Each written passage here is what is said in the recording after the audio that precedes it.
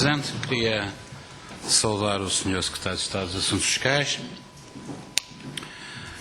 dizer-lhe que o combate à fraude e à evasão fiscal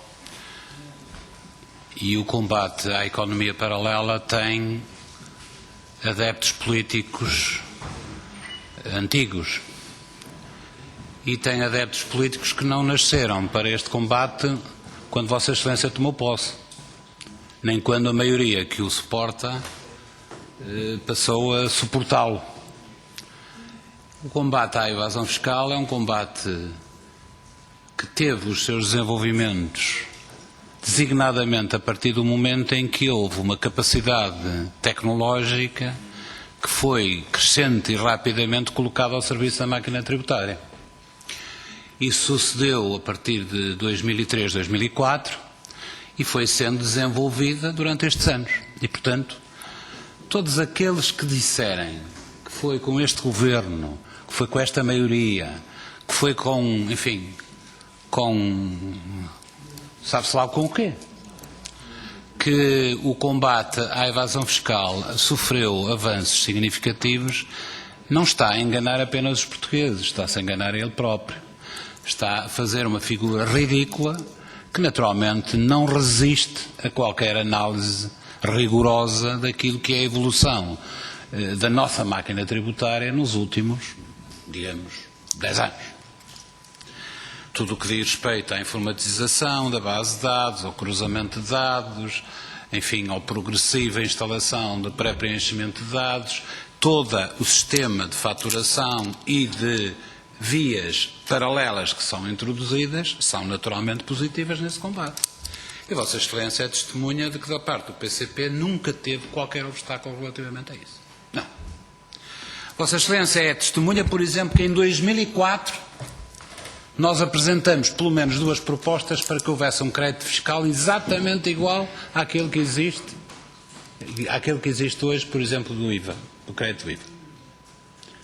Se consultar os debates orçamentais, percebe quem é que propôs, e não era apenas 5%, nem apenas 15%, era diferente, mas era um crédito, é isso que interessa. O princípio é que era relevante e, portanto, não surgiu agora. Também com a introdução da fatura eletrónica ou da introdução da obrigatoriedade de comunicação das guias de transporte mereceu da nossa parte, por exemplo, como a introdução das obrigações do IES o ano passado, obrigou sistematicamente a terem atenção os problemas e as consequências que a introdução de mecanismos e de novas exigências tem designadamente para as microempresas. Porque para a grande distribuição, para a grande logística, estes sistemas não têm qualquer espécie de problemas. Nós sabemos. Nós sabemos. E ainda bem que eles estão introduzidos. Agora, para as pequenas e microempresas, têm custos, têm logística, têm incapacidades e têm, naturalmente, períodos transitórios que nós reclamamos sempre. E Vossa Excelência sabe que, relativamente ao IES, Vossa Excelência foi obrigado, enfim, a dilatar no tempo aquelas suas obrigações impostas inicialmente. É verdade ou não é verdade, Sr. Secretário de Estado? Tal como, por exemplo, a história da emissão das guias de transporte está dilatada no tempo, ou não está? Entrou este mês, mas já era para ter entrado em vigor. E tem um período transitório de adaptação bem decidido, que não estava previsto originalmente, Sr. Secretário de Estado. Portanto, não vamos...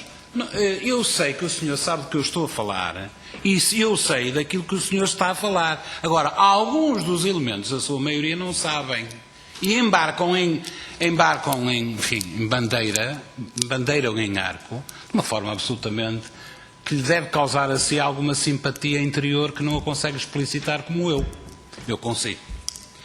Mas devo dizer-lhe que, do ponto de vista institucional, eu vou começar por fazer um reparo muito forte e muito significativo do ponto de vista político nas suas relações com esta Assembleia.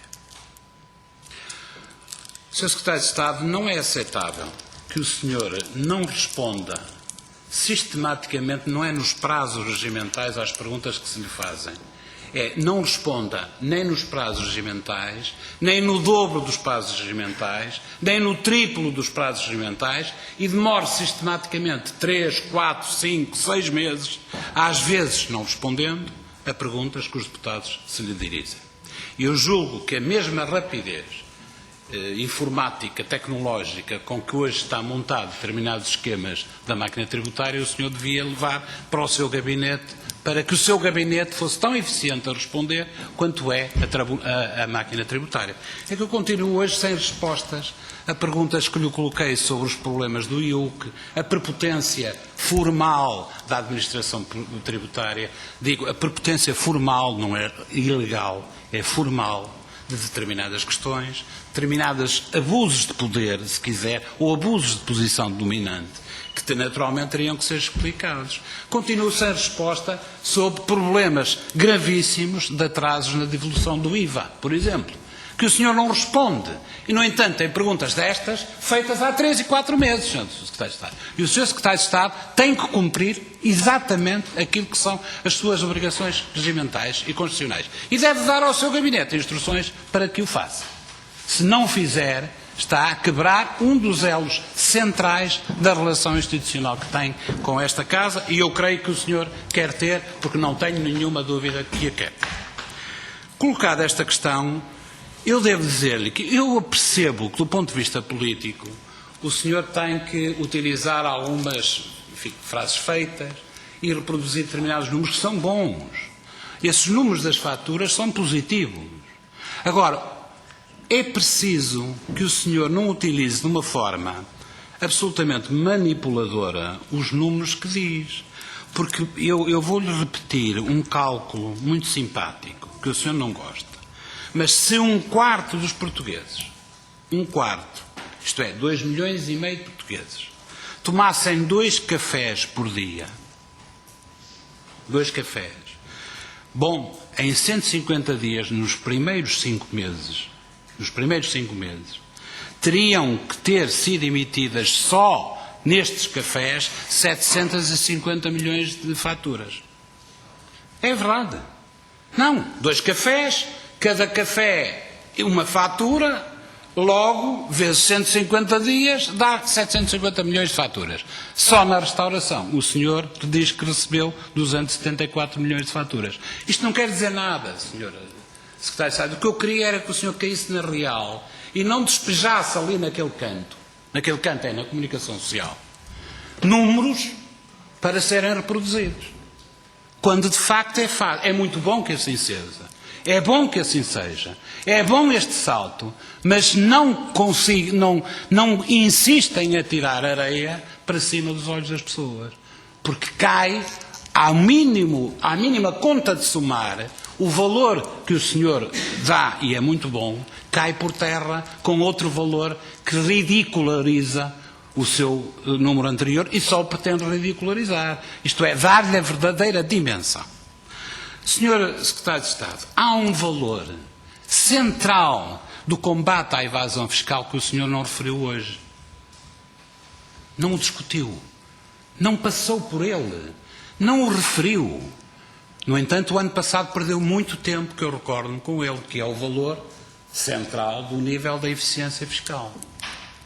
Ó Sr. Secretário de Estado, porquê é que o senhor, o ano passado, embandeirou em arco com este valor e este ano passa por ele? Como se tivesse esquecido. É que ele é negativo, como vocês devem saber. É menos 2,9. E sabe o que é que isto quer dizer? Quer dizer que o decréscimo das receitas fiscais consegue superar significativamente o decréscimo do PIB ocorrido no ano transato. E isto é um indício, quer queira, quer não, apesar dos progressos, apesar das vantagens da faturação e de todas as medidas para as quais seguramente terá sempre o apoio do PCP, isto é um indício do aumento da evasão fiscal. Como foi em 2009, apesar do Dr. Teixeira dos Santos insistirem que não era. Como foi em 2003, apesar do Ministro da altura dizer que não era verdade. Sempre que há uma queda do PIB, como houve em 2012, como houve em 2009, se a receita fiscal diminuir aproximadamente do valor da quebra do PIB, muito bem. Se diminuir assinalavelmente mais do que a quebra do PIB, é o primeiro indício de que houve fuga fiscal. E sobre isto o senhor não deu uma palavra. Muito obrigado, Sr. Presidente.